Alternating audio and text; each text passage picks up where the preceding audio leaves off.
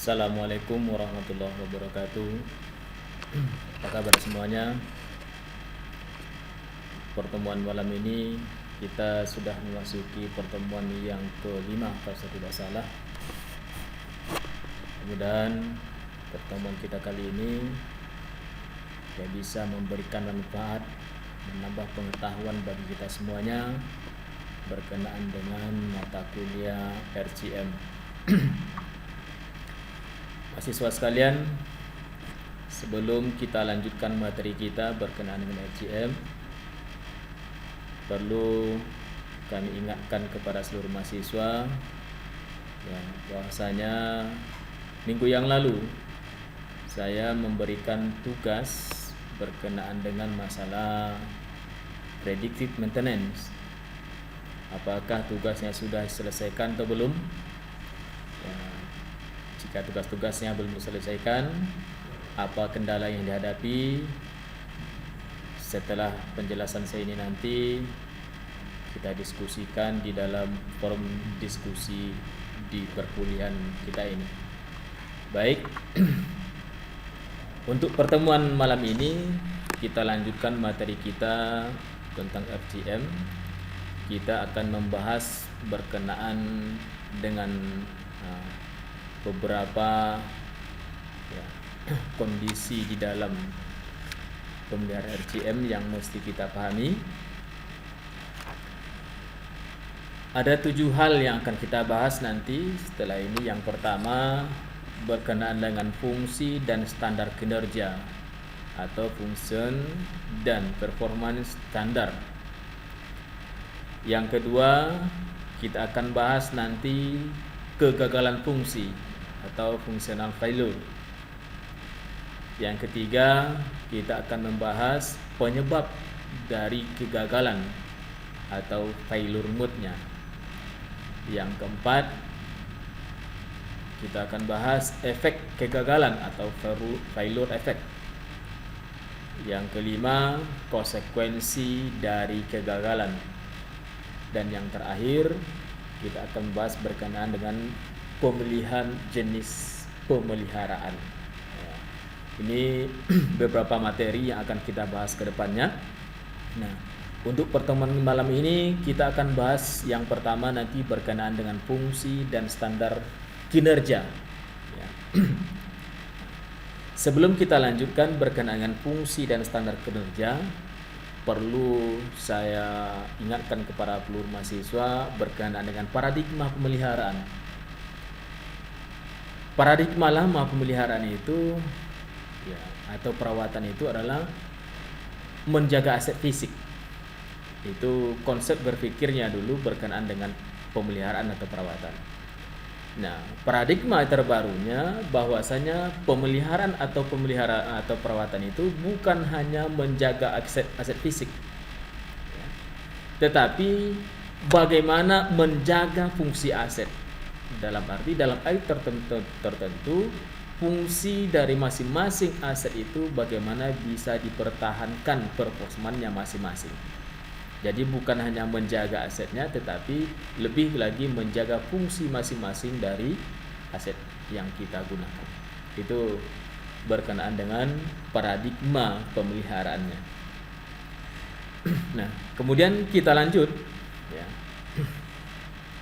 Sebelum fungsi dan performa standar ini kita lanjutkan, perlu kita memahami bahwa sebuah metode pemeliharaan dalam rangka untuk menentukan jenis pemeliharaan itu atau sebelum metode RCM itu kita terapkan dan untuk menentukan sekaligus memastikan bahwa aset fisik dapat bekerja sesuai dengan keinginan pengguna dalam konteks operasional saat ini, maka perlu dilakukan pemetaan fungsi dan performance standar.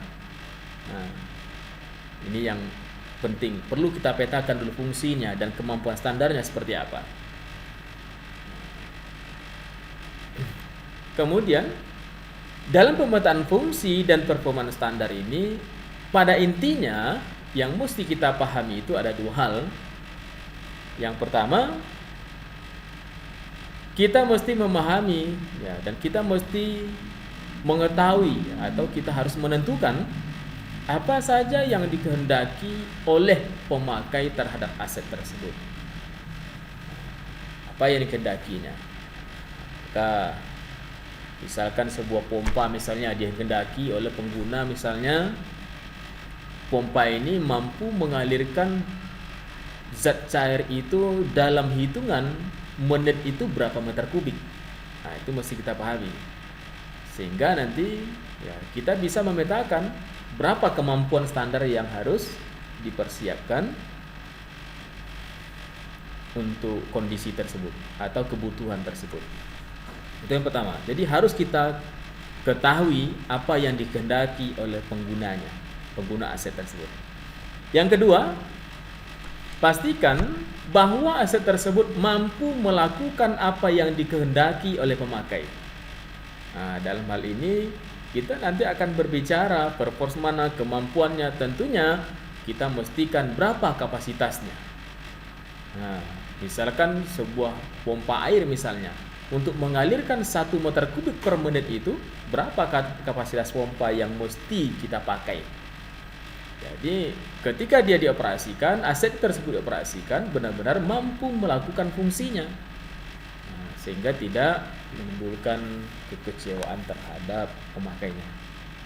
Nah, ini 2 hal ini mesti kita petakan dalam melakukan fungsi dan performance standarnya. Sekarang kita lanjutkan.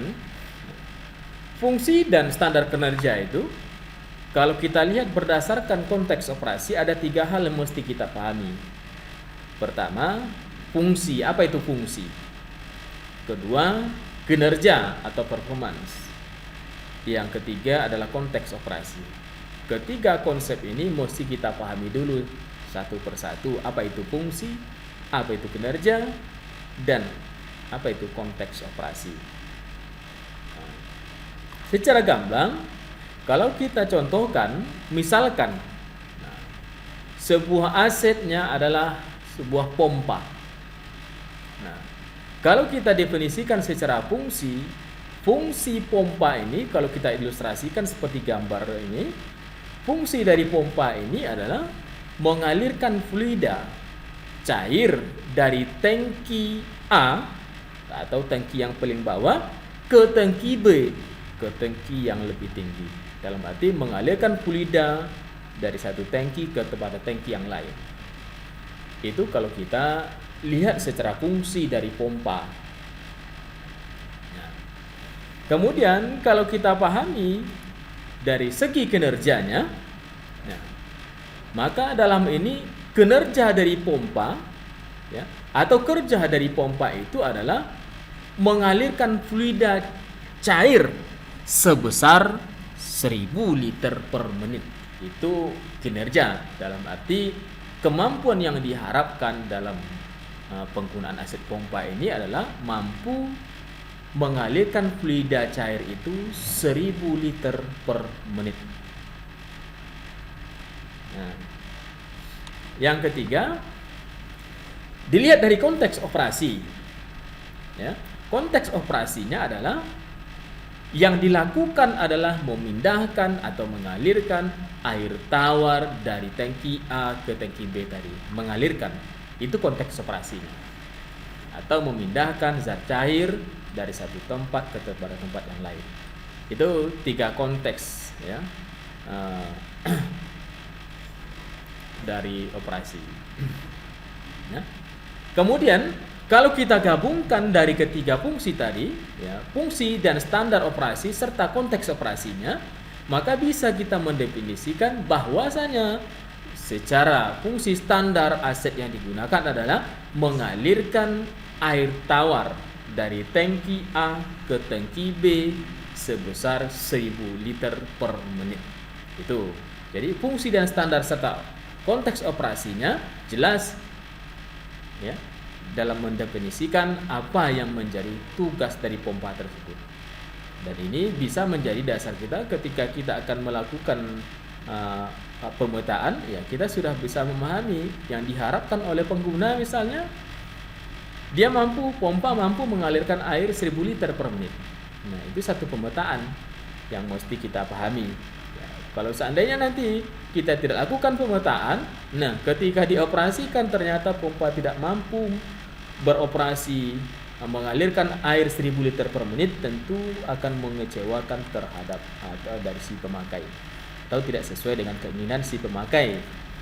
Itu ini akan menimbulkan kekecewaan. Ya. Nah. Berikutnya berkenaan dengan kinerja atau performance.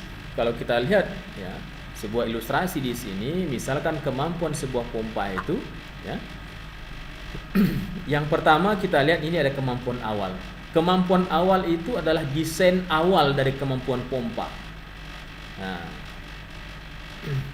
desain awal dari kemampuan pompa, berapa kemampuan dia dalam mengalirkan zat cair misalnya ya, dalam 1 menit itu berapa. Misalkan tadi kita contohkan 1000 liter per menit misalnya ya, itu kemampuan awalnya. Nah kemudian karena pemakaian ya, tentunya nanti akan terjadi ya namanya penurunan kemampuan ya. Nah, akan terjadi penurunan kemampuan. Tetapi dalam penurunan kemampuan ini apakah masih mampu ya memenuhi ya keinginan dari si pemakai atau bagaimana?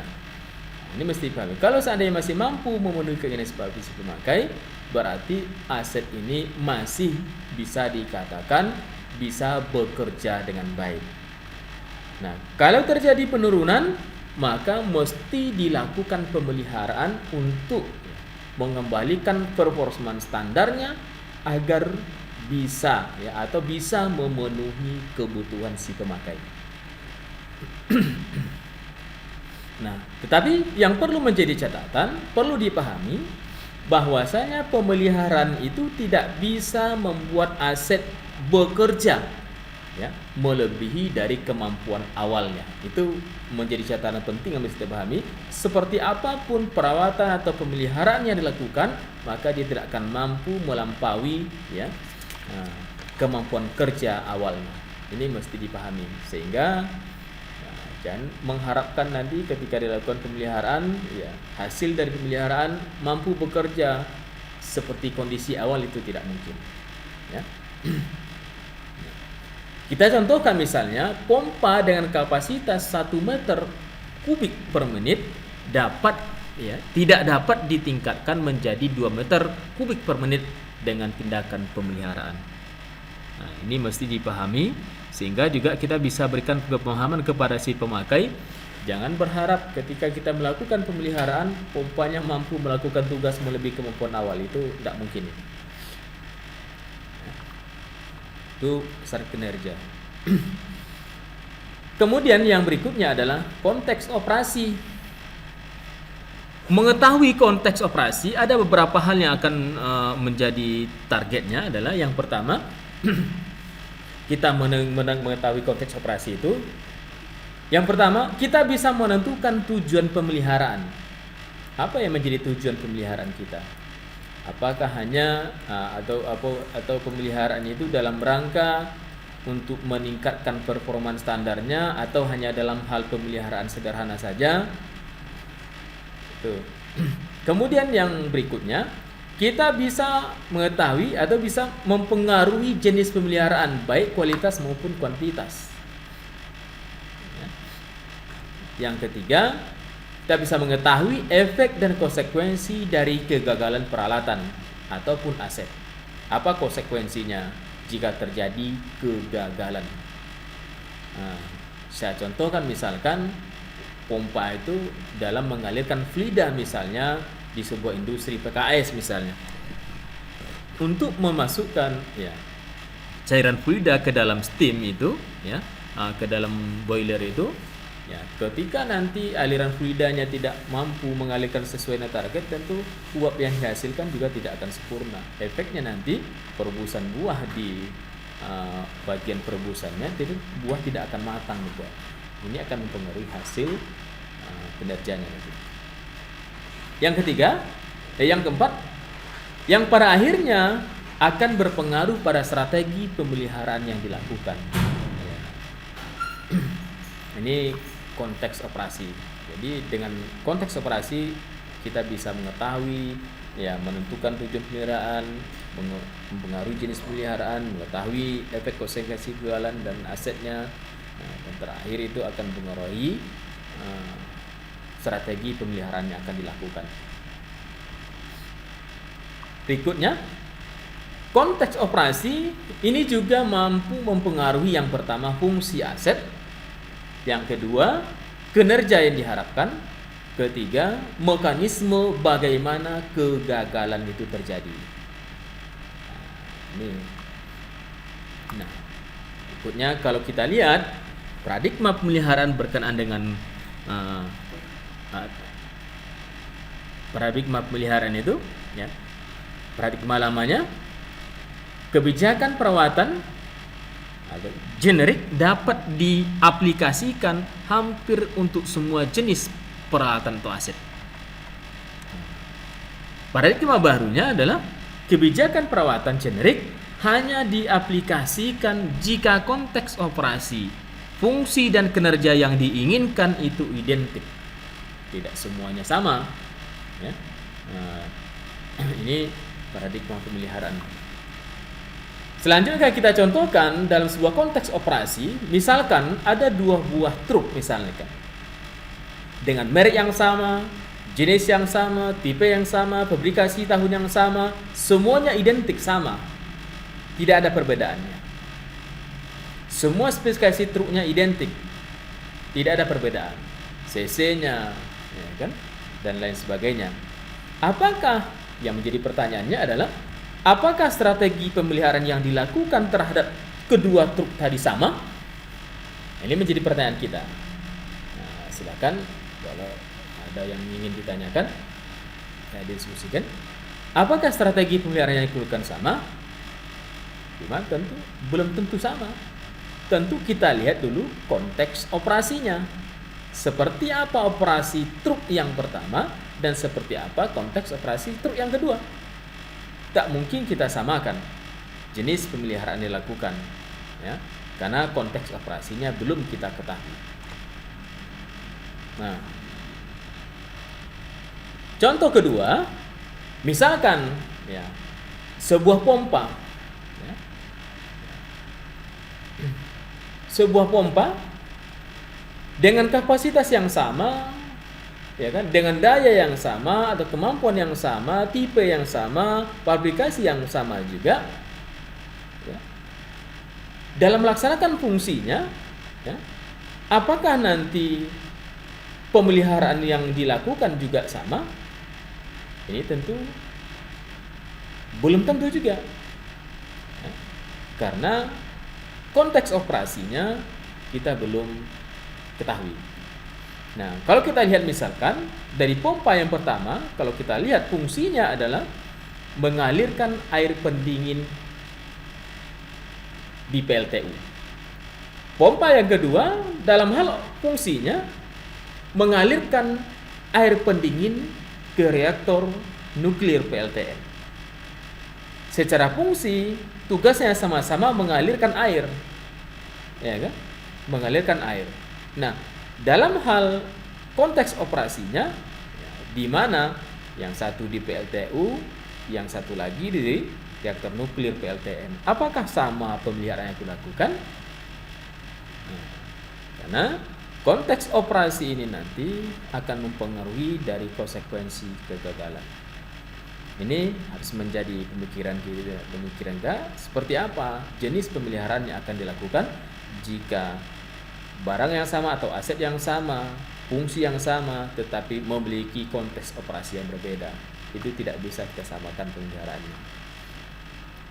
Kemudian, pedoman pemeliharaan pada satu aset, pedoman pemeliharaan pada aset atau peralatan yang dikeluarkan oleh manufaktur, ya, itu ada pedoman generiknya secara umum, kemudian ada konteks operasi umumnya, kemudian strategi pemeliharaan sama untuk aset yang identik. Nah, ini biasanya ada panduan dari fabrikasi atau manufaktur yang mengeluarkan aset. Nah, kita lihat contoh berikutnya. Sebuah truk tadi yang kita contohkan di awal, ya, dengan jenis yang sama, kapasitas yang sama, ya, pabrikasi yang sama, tahun yang sama, ya mungkin seluruhnya adalah identik sampai warnanya pun sama. Ya. Cuma saja dalam hal konteks operasinya, truk yang pertama dia beroperasi hanya membawa barang pecah belah. Truk yang kedua dia membawa karung beras. Dalam arti dalam hal operasinya, truk yang pertama hanya membawa barang pecah belah, secara muatan itu lebih ringan, bebannya lebih ringan kalau yang dibawa hanya beban pecah belah. Kemudian yang kedua, dalam hal operasinya, truk yang pertama juga dioperasikan lebih, ya dalam arti takut barangnya pecah karena dia barang pecah belah, tentu lebih lambat, ya. Kemudian lebih berhati-hati, khawatir nanti barang bawaannya pecah. Truk yang kedua membawa karung beras, identik ketika membawa beras ini bermuatan berat, ya. Nah, kemudian dalam konteks operasinya juga kehati-hatian karena muatannya berat. Nah, juga medan yang dilalui juga seperti apa, ini akan mempengaruhi dari pemeliharaan masing-masing aset tersebut. Nah, kondisi ini, ya, mempengaruhi fokus pemeliharaannya, ya. Nah, kemudian adanya fungsi tambahan, ya. Dan yang berikutnya ada standar kinerja, ini juga berubah-ubah. Demikian materi singkat kita pada hari ini. Jika ada yang kurang dipahami, silakan untuk ditanyakan dan kita diskusikan melalui sistem yang ada di perkuliahan kita. Jika ada pertanyaan yang bisa saya jawab, saya akan jawab langsung. Tapi jika tidak, tentu saya mohon diberikan waktu. Atas perhatiannya, saya ucapkan terima kasih. Assalamualaikum warahmatullahi wabarakatuh.